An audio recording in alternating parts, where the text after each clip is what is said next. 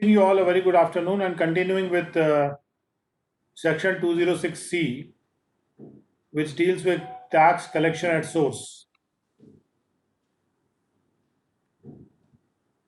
So we'll try and complete this section, tax collection at source.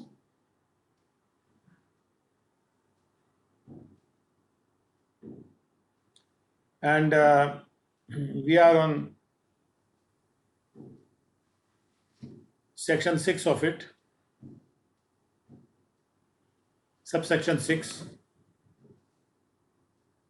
Any person who is responsible for collecting the tax who fails to collect the tax in accordance with the provisions of this section shall, notwithstanding such failure, be liable to pay the tax to the credit of the central government in accordance with the provisions of subsection 3. यानी कोई person जो जिम्मेदार है tax को collect करने के लिए, लेकिन वो कलेक्ट करने में फेल हो जाता है,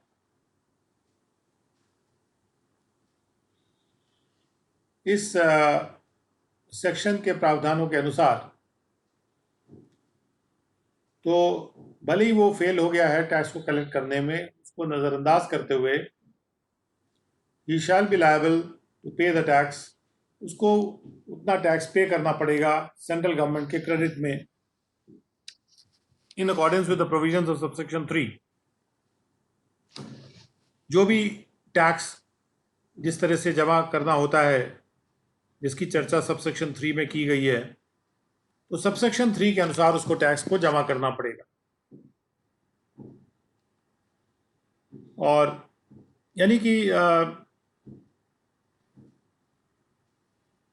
क्योंकि वो पैसा रिसीव कर रहा है, टीडीएस के केस में होता है कि अगर उसने नहीं काटा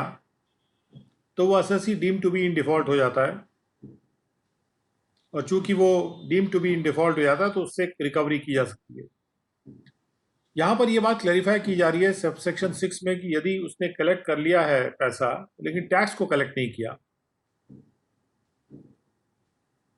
तो भले ही उसने टैक्स को कलेक्ट नहीं किया प्रावधानों के अनुसार, फिर भी उसे जमा करना पड़ेगा, क्योंकि पैसा तो उसके पास ही है. और अगर पैसा उसके पास नहीं भी होता, चूंकि उसने पैसा ले लिया था, तो उसे टैक्स को जमा करना पड़ेगा. यानी यहाँ उसने अगर कलेक्ट नहीं किया, जैसे डिडक्शन के केस में हम काटते हैं, यहाँ पे कलेक्ट करते हैं, तो कलेक्ट नहीं भी किया तो भी उसको जमा करना पड़ेगा उतना tax. If any person responsible for collecting tax in accordance with the provisions of this section does not collect the whole or any part of the tax, तो जिस व्यक्ति की जिम्मेदारी है टैक्स को कलेक्ट करने की, इस सेक्शन के प्रावधानों के अनुसार, और वो उस टैक्स को कलेक्ट नहीं करता, या तो पूरे टैक्स को कलेक्ट नहीं करता, या पार्ट टैक्स को कलेक्ट नहीं करता, या कलेक्ट करने के बाद वो उसको पे करने में फेल हो जाता है, जैसा कि इस एक्ट के अंतर्गत रिक्वायर्ड है उससे कि वो पे करेगा, लेकिन वो फेल हो जाता है, तो without prejudice to any other consequences, कोई और दुष्परिणाम, कोई और परिणाम के ऊपर दुष्प्रभाव डाले बिना, यानी दूसरे परिणाम तो इसके होंगे ही, विच ही में इनकर, जो वो इनकर कर सकता है परिणाम, he shall be deemed to be an assessee in default in respect of the tax. उसको assessee in default मान लिया जाएगा उस टैक्स के रिस्पेक्ट में. तो यहाँ पर assessee in default तो माना ही जा रहा है. उसके अलावा ये भी 6 में कहा गया है कि यदि वो कलेक्ट नहीं करता तो भी उसको टैक्स तो जमा करना ही है, यानी कि उसी तारीख से, जिस तारीख से उसको कलेक्ट करना था, उसको जमा करने की जिम्मेदारी हो जाती है,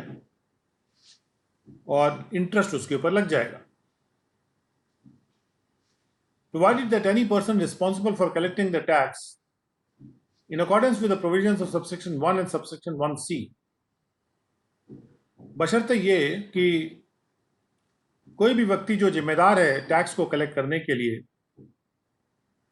सबसेक्शन 1 और सबसेक्शन 1C के अनुसार, तो 1 और 1C को देख लेते हैं. 1 में तो जो फॉरेस्ट प्रोड्यूस की जो बात की गई थी,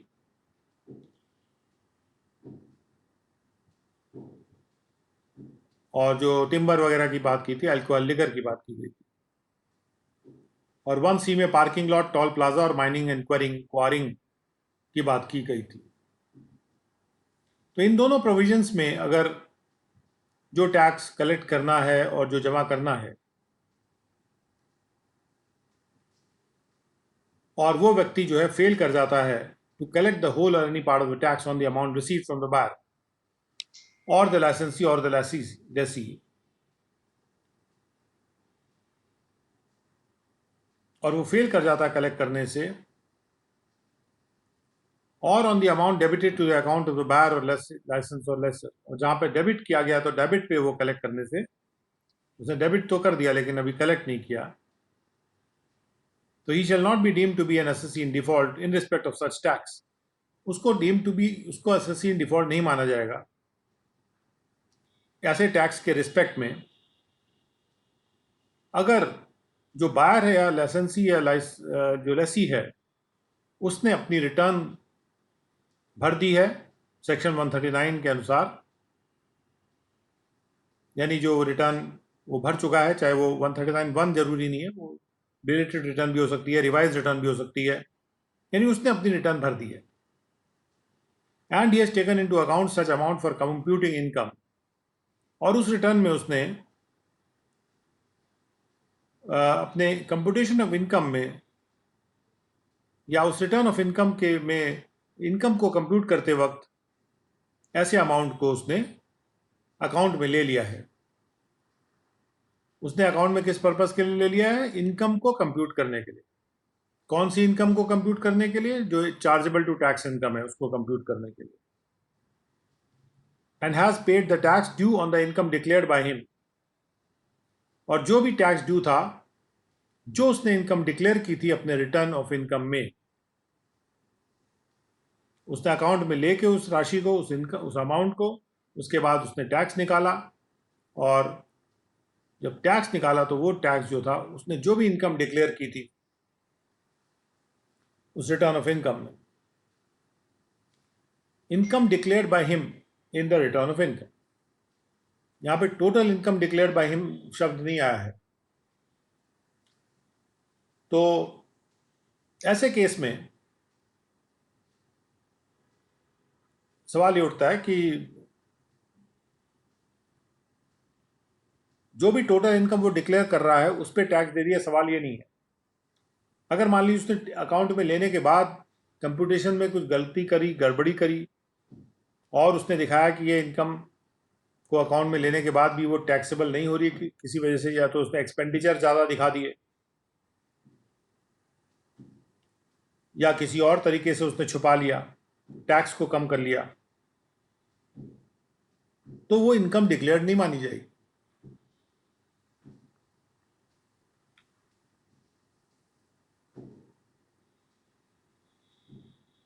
और इसलिए ये जो प्रोविजन है इसमें ये नहीं कि एसएससी ने कोई भी इनकम डिक्लेयर कर दिया और उस पर टैक्स दे दिया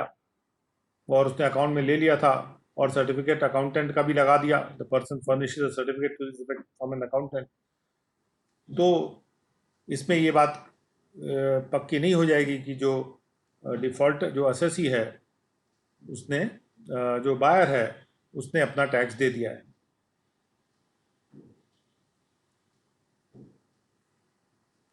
यदि उसने अपने कंप्यूटेशन में कोई गलती करी है, या उसने अपनी रिटर्न ऑफ इनकम शो करते वक्त उसने कुछ छुपा एक्सपेंडिचर को बढ़ा दिया, कोई इनकम छुपा दी या इनकम का एक पार्ट छुपा दिया, तो वो घोषित इनकम नहीं मानी जाएगी कि उसने उसकी घोषणा कर दी, क्योंकि छुपाने का घोषणा में नहीं आता। छुपाने का काम उद्घोषणा में नहीं आता। जो चीज छुपाई गई है वो उद्घोषित नहीं है। And the person furnishes a certificate to this effect from the account. तो अगर ये चारों चीजें हो जाती हैं, अगर उसने जो भी इनकम डिक्लेयर की और उसने जो अमाउंट अकाउंट फॉर कर लिया अपने कंप्यूटेशन ऑफ इनकम, और उसने रिटर्न भी भर दी है, तो फिर चूंकि बायर ने टैक्स अपना जमा कर दिया, जो भी उसका सही टैक्स बनता है तो जो पेमेंट बायर से मिला है उसके उसके उसके अकाउंट से जो कटा है पेमेंट,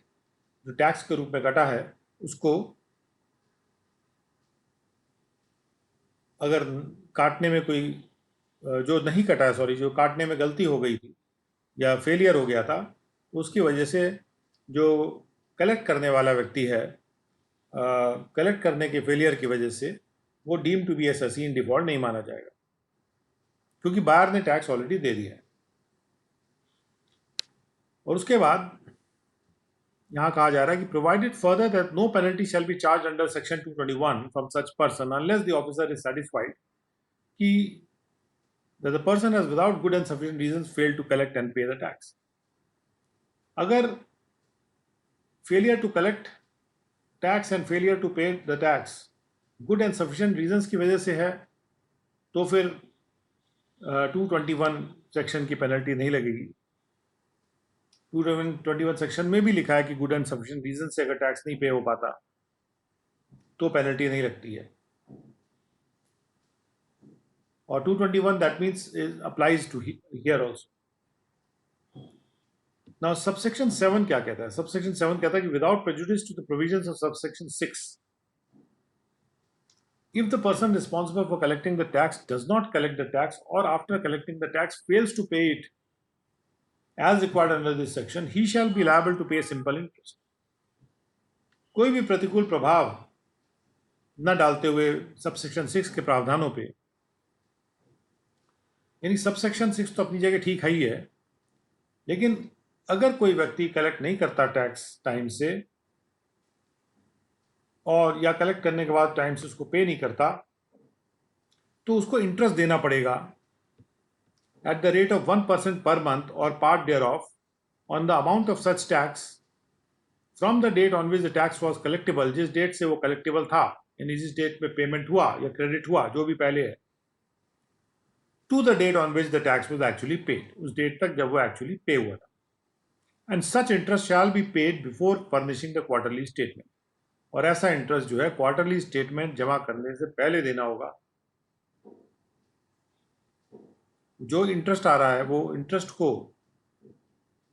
को भी जो है क्वार्टरली स्टेटमेंट के जमा करने से पहले देना है, for each quarter in accordance with the provisions of subsection 3, यानी जो सबसेक्शन 3 के अनुसार जो स्टेटमेंट जमा किया जाना है, उस स्टेटमेंट की जो भी तारीख है उसके पहले ये इंटरेस्ट भी जमा करना है। ये खास बात है जो यहाँ पे टीडीएस वाले में उसमें नहीं है, जो 201 में नहीं है, यानी इंटरेस्ट को भी यहाँ पे स्टेटमेंट जमा करने से पहले उसको जमा करना, अगर उसने इंटरेस्ट नहीं जमा किया। और ये इसलिए है क्योंकि जो भी उसने पैसा कलेक्ट कर लिया था उस पर तो टैक्स उसको देना ही था, और अगर रिटर्न स्टेटमेंट भरने से पहले उसका पैसा है तो उसको टैक्स उसको जमा कर देना है सेंट्रल गवर्नमेंट के खाते में।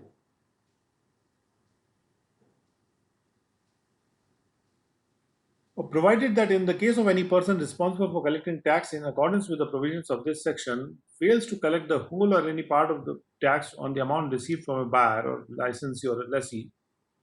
or in the amount debited to the account of the buyer or licensee or the lessee, but is not deemed to be an assessee in default under the first proviso of subsection 6A,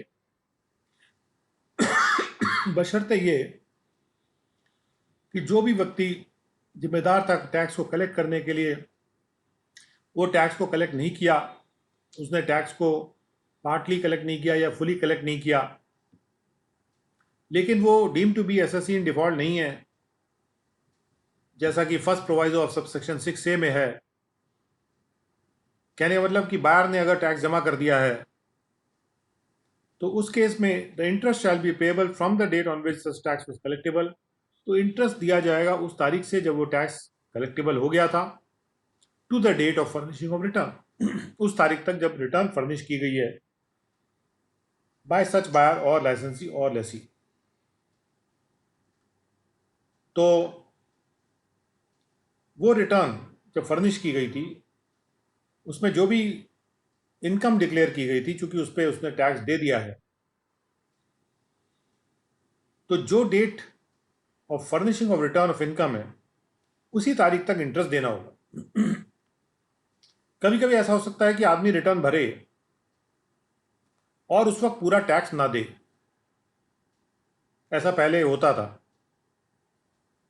लेकिन अब जब से electronic return आ गई है तब से यह संभव नहीं है।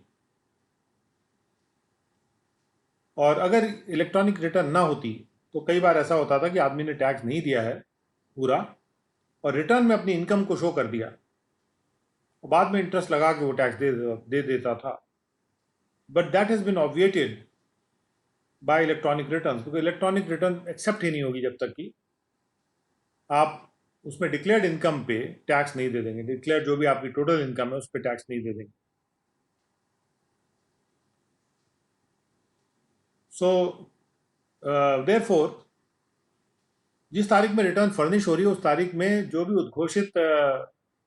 इनकम है उस पर टैक्स दिया जा चुका है, ये मान के चला जा सकता है। तो इसलिए इंटरेस्ट जो है उस तारीख तक देय होगा, उस तारीख तक के लिए देय होगा जिस तारीख में रिटर्न नहीं भरी गई, जिस तारीख में रिटर्न भर दी गई बायर के द्वारा। ऑब्वियसली उसमें टैक्स ऑलरेडी वो दे चुका है।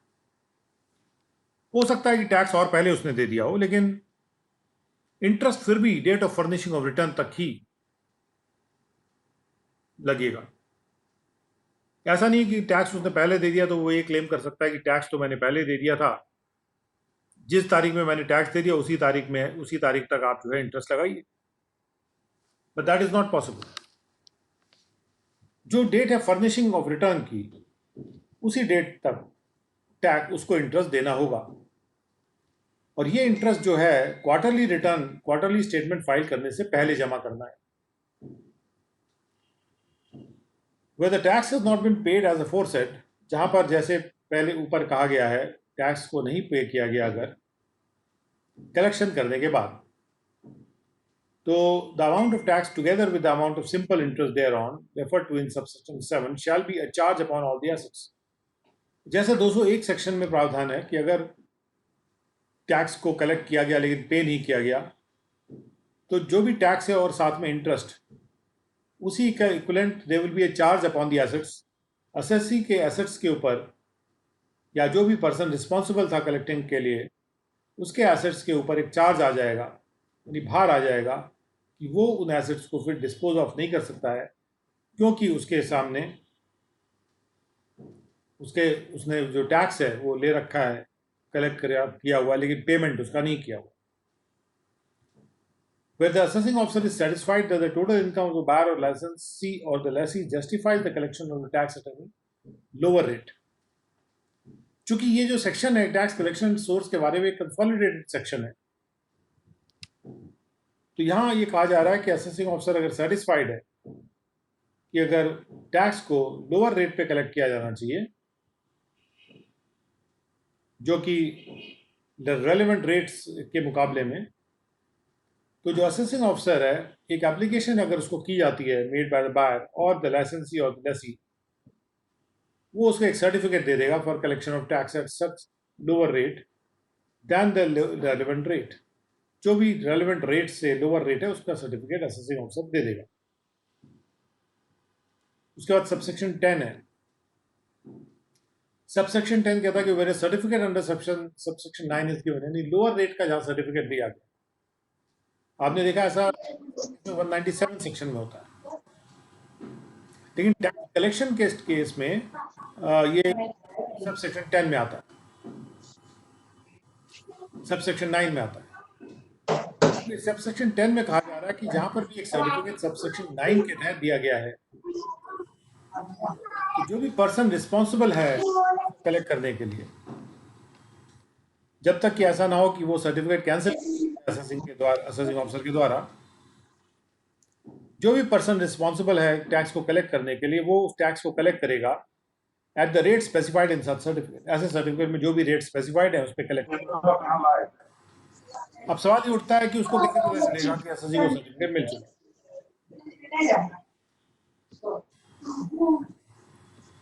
रविशंकर सिंह जी से रिक्वेस्ट है कि वो अपना ऑडियो को माइक को म्यूट कर लें।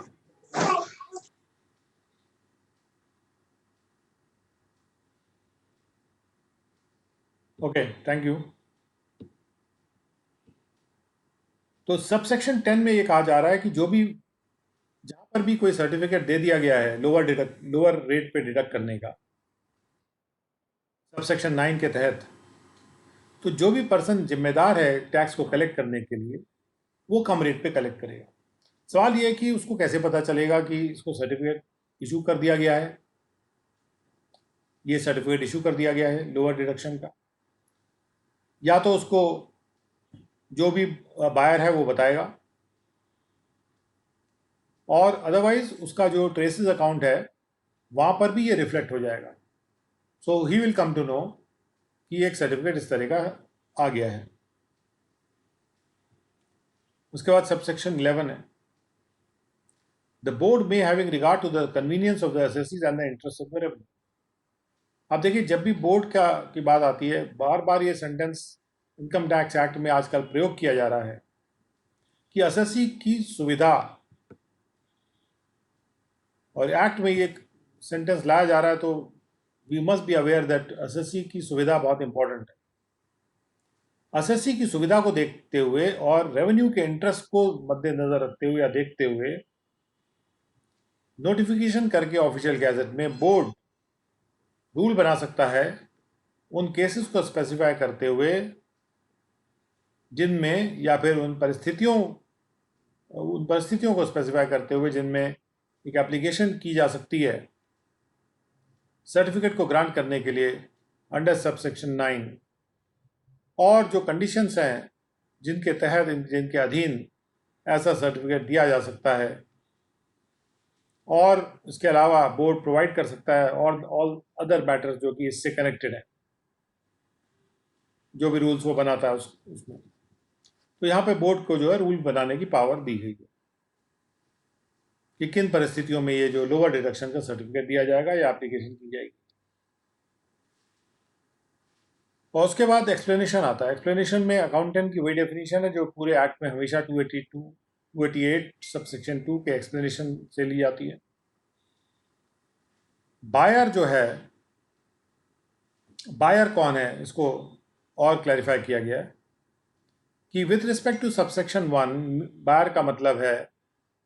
वो व्यक्ति जो कि किसी सेल में या ऑक्शन में या टेंडर में या किसी भी मोड में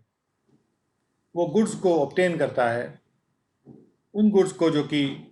इनका नेचर स्पेसिफाई किया गया है टेबल में सबसेक्शन 1 की, या जिसके पास एक अधिकार आ जाता है रिसीव करने का कोई भी ऐसे गुड्स को, या तो वो रिसीव कर लेता है, मतलब ऑब्टेन कर लेता है गुड्स को, या फिर वो अधिकार आ जाता है उसके पास राइट टू रिसीव किसी भी ऐसे गुड्स को। लेकिन इट डज नॉट इंक्लूड, बाहर में कौन इंक्लूडेड नहीं है, पब्लिक सेक्टर कंपनीज इंक्लूडेड नहीं है। यानी ये टैक्स जो है सरकारी जो वो कंपनियां हैं, पब्लिक सेक्टर कंपनी या सेंट्रल गवर्नमेंट के केस में भी इसको काटने का प्रावधान नहीं है। ऐसी कॉन्सुलेट हैं, ट्रेड रिप्रेजेंटेशंस हैं फॉरेन स्टेट में, या कोई क्लब है, तो उस तरह से उन सब ऑर्गेनाइजेशन पे ये टीसीएस अप्लाई नहीं करता।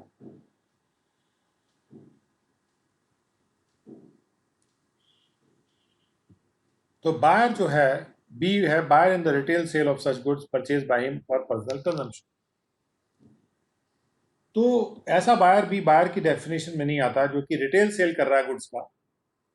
लेकिन उसने अपने पर्सनल कंजम्पशन के लिए खरीदे थे। जो गुड्स वो पर्सनल कंजम्पशन के लिए खरीद रहा है रिटेल में, उसके ऊपर टीसीएस नहीं काटा जाएगा, और वैसे काटा जाएगा। उसके बाद सबसेक्शन आईएफ है। सबसेक्शन आईएफ के लिए बायर का क्या मतलब है? सबसेक्शन आईएफ के लिए means a person who obtains in any sell goods of the nature, किसी भी सेल में जो गुड्स प्राप्त कर रहा है जिनका नेचर स्पेसिफाई किया गया in the set subsection, but उस बायर की डेफिनेशन में ये लोग नहीं आते हैं। तो 1F में आपने क्या देखा था कि कौन से चीज पे टीसीएस किया जा रहा है? वो 1F है मोटर व्हीकल्स। जहाँ पर भी कोई मोटर व्हीकल की सेल होती है।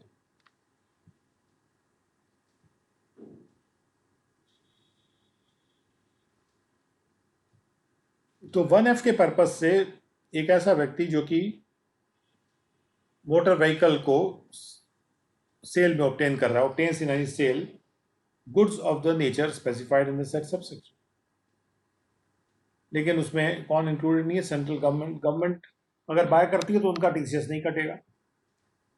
जो भी हाई कमीशन है, legation commission, consulate and trade representatives of the foreign state, इन पे भी नहीं लगेगा। लोकल अथॉरिटी जो है वो बाय करती है, उन पर भी नहीं लगेगा ये मोटर व्हीकल वाला। और पब्लिक सेक्टर कंपनी है अगर जो कि पैसेंजर्स को कैरी कर रही है, वो भी मोटर व्हीकल खरीद सकती है। पब्लिक सेक्टर कंपनी जैसे बसें खरीद सकती है वो। तो अगर वो प्राइवेट सेक्टर कंपनी है जो कि बस सर्विस चला रही है तो उसके ऊपर तो ये लगेगा। लेकिन पब्लिक सेक्टर कंपनीज, क्योंकि वो पब्लिक का काम करती है, कंसेशनल रेट पे बसें चल रही हैं पब्लिक के लिए, तो वो कोई इनकम जनरेट करने का उनका इंटेंशन नहीं है, तो इसलिए उस केस में टीसीएस नहीं होता है। उसके बाद कुछ डेफिनेशंस हैं। उसके बाद डेफिनेशन आती है स्क्रैप की। स्क्रैप का मतलब है कि waste and scrap from the manufacture or mechanical working of materials. जब मटेरियल्स के साथ कोई मैकेनिकल काम किया जाता है या कोई मैन्युफैक्चर का काम किया जाता है,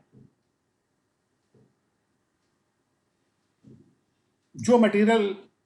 डेफिनेटली नॉट यूजेबल है, यूजेबल नहीं है एज सच, मतलब जैसे वो हैं वैसे उनको यूज नहीं किया जा सकता,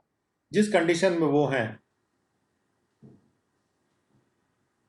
लेकिन जब उनको हम ब्रेक करते हैं या कटअप करते हैं या वियर घिस जाते हैं वो, या दूसरे कारणों से जो स्क्रैप बन जाता है, यानी आपने कोई चीज़ मैन्युफैक्चर किया तो उसकी कुछ स्क्रैप निकल के अलग हो गया, जो चीज़ बेकार थी, वेस्ट। मैन्युफैक्चरिंग या मैकेनिकल वर्किंग से भी वेस्ट निकलता है जो कि यूजेबल नहीं होता, क्योंकि काटा पीटा गया है, लेयरिंग हुई है, तो ये सब चीज़ें स्क्रैप में आती हैं। और इस स्क्रैप को दूसरे लोग खरीद लेते हैं, तो उसके ऊपर टीसीएस है। अब सेलर की परिभाषा। सेलर की परिभाषा भी 1 और 1F के लिए दी गई है, और उसमें एक आ गया कि central government, state government or any other local authority or corporation or authority established by or under central, state or provincial act, or any company or firm or cooperative society, and also includes an individual or Hindu undivided family whose total sales, uh, gross receipts or turnover from the business or profession carried on by him exceed 1 crore rupees in the case of business and more than 50 lakh rupees in case of profession। जहाँ पर भी कोई ऐसा seller है जिसकी जिसमें हालांकि यहाँ पे लोकल अथॉरिटी वर्ड ये अथॉरिटी में आ जाएगा, लेकिन अगर वो अथॉरिटी सेंट्रल, स्टेट या प्रोविंशियल एक्ट से बनी हो तभी, और ज़्यादातर अथॉरिटीज़ तो किसी न किसी एक्ट से बनी रहती हैं। तो जिसका टर्नओवर 1 करोड़ से ज़्यादा है, या अगर प्रोफेशनल आय है तो 50 लाख से ज़्यादा है, वो सेलर की डेफिनेशन में आएगा। तो देयर इज एफर्ट टू, ये जो इस बार 1/10/2020 से इसमें ये चेंज लाया गया है कि सेलर की परिभाषा को में लिख दिया गया कि 1 या 1F के पर्पज से इसको डिफाइन किया जा रहा है। ये जो इसमें छोटा सा ऐड किया गया with respect to subsection 1 and subsection 1F, जो पहले नहीं था, ये पहले सभी सेक्शंस के लिए थे, लेकिन अब 1 और 1F के लिए सेलर को अलग से डिफाइन कर दिया गया है, और इसलिए यहाँ पे उसको लिख दिया गया।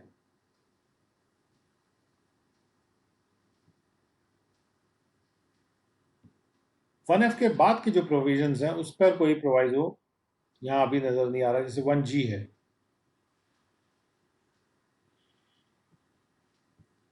या 1H है। 1F पर कोई मुझे एक्सप्लेनेशन नहीं दिखाई पड़ा, लेकिन 1F को मैं फिर से एक बार पढ़ना चाहूंगा कि every person being a seller, यहाँ पर सेलर वर्ड लिखा हुआ है, लेकिन 1H का कोई भी रेफरेंस जो है वो एक्सप्लेनेशन में नहीं है। Every person being a seller who receives any amount as consideration, जो कोई भी अमाउंट कंसिडरेशन के रूप में रिसीव कर रहा है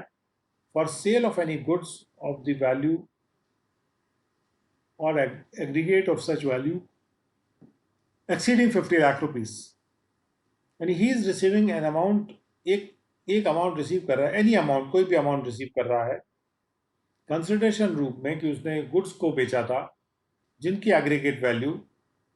50 लाख से ऊपर थी किसी भी प्रीवियस ईयर में, सिवाय उन गुड्स के जो कि उसने एक्सपोर्ट किए इंडिया में बेचे हुए गुड्स के रिस्पेक्ट में, या और goods covered in subsection 1 of subsection 1F और सबसेक्शन 1G, या पे उसने सिवाय उनके भी जो कि 1 या 1F 1G में, क्योंकि उस पर अलग प्रावधान है। At the time of receipt of such amount, he shall collect from the buyer a sum equal to 0.1%, यानी जो भी व्यक्ति कंसिडरेशन, कोई भी अमाउंट कंसिडरेशन के रूप में रिसीव कर रहा है गुड्स के सेल पे, sale of any goods of the value, for sale of any goods of the value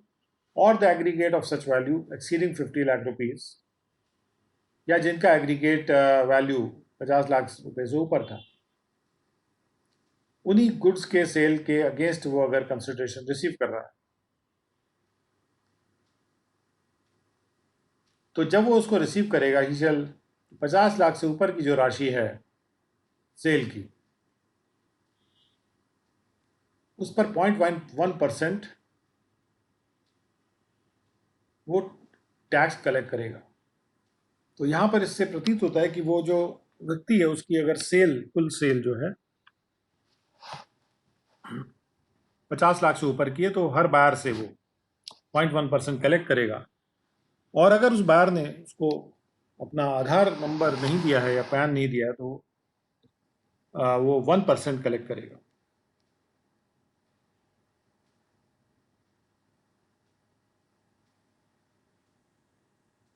और इस सबसेक्शन के प्रोविजन नहीं अप्लाई करेंगे if the buyer is liable to deduct the tax, और उसने अगर टैक्स डिडक्शन हो गया तो फिर कलेक्शन नहीं होगा। तो ये बड़ा इंटरेस्टिंग प्रावधान अभी आया है। Now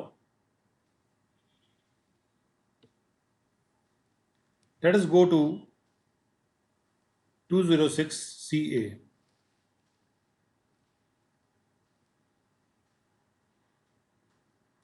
206 CA is tax collection account number. हर व्यक्ति जो कि टैक्स कलेक्ट कर रहा है 206 के प्रावधानों के अनुसार, उतने समय में वो जितना कि प्रेस्क्राइब्ड है, असेसिंग ऑफिसर को अप्लाई करेगा टैक्स कलेक्शन अकाउंट नंबर के अलॉटमेंट के लिए। और जहां पर वो टैक्स कलेक्शन अकाउंट नंबर किसी व्यक्ति को अलॉट किया जाता है,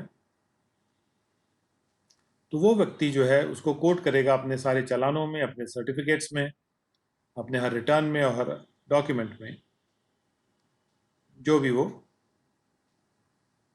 किसी भी ट्रांजैक्शन से रिलेटेड डॉक्यूमेंट जो उसको प्रिस्क्राइब्ड है, और all other document pertaining to such transaction as may be prescribed, जो भी प्रिस्क्राइब्ड डॉक्यूमेंट्स हैं उसमें भी उसको कोट करेगा। प्रिस्क्राइब यानी उसके लिए रूल बनाया जा सकता है। और बशर्ते कि provisions of this section shall not apply on और after first day of October 2004।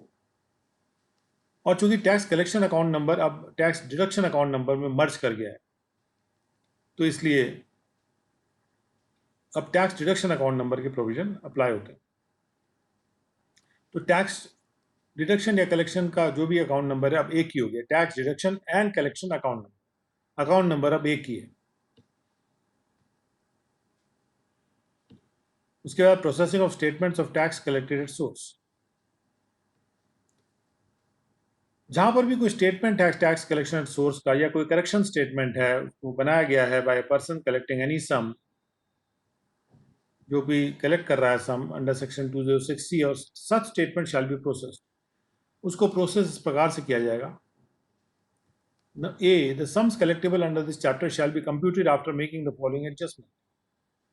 निम्नलिखित एडजस्टमेंट किए जाएंगे कलेक्टिबल सम निकालने के लिए, कंप्यूट करने के लिए। अरिथमेटिकल एरर जो है वो ठीक किया जाएगा। कोई इनकरेक्ट क्लेम किया गया है जो कि अपेरेंट है स्टेटमेंट की इंफॉर्मेशन से ही, कोई इंटरेस्ट है जो कि कंप्यूट किया जाना है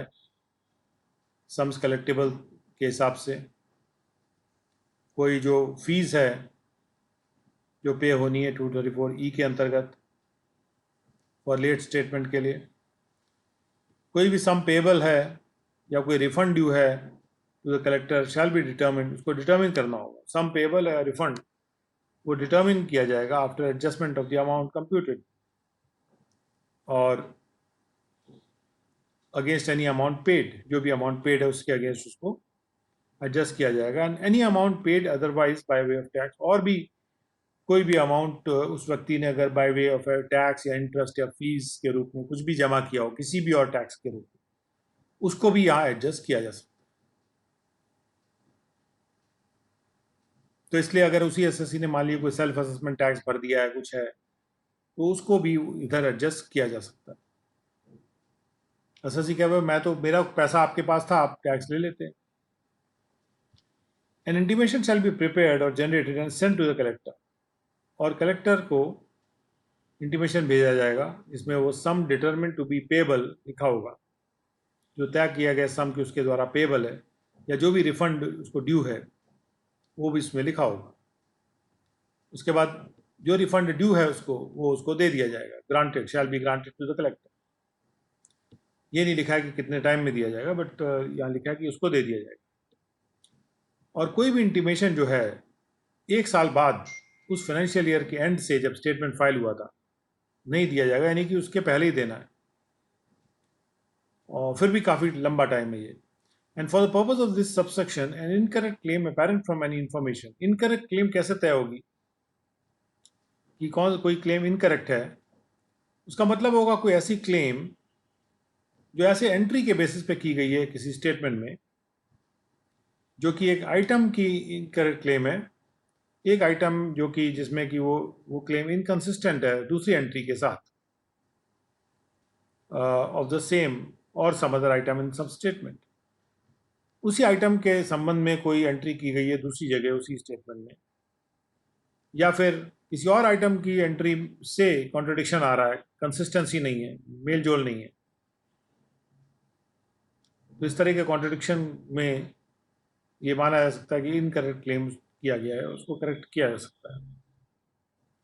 and in respect of rate of tax collection of tax at source where such rate is not in accordance with, जहाँ रेट गलत लगा दिया गया उसको भी ठीक किया जा सकता है। और बोर्ड इसके संबंध में एक सेंट्रलाइज प्रोसेसिंग की स्कीम बनाएगा, जो कि बोर्ड ने बनाई भी है, और गाजियाबाद में इस तरह का एक सेंटर है जहाँ पे सेंट्रलाइज प्रोसेसिंग होती है और ये इंटीमेशन वगैरह वहाँ भेजे जाते हैं। तो 206CB पर आके हम रुकते हैं, एंड 206CC से हम कल सुबह शुरू करेंगे, और जितने भी आगे के प्रोविजंस हैं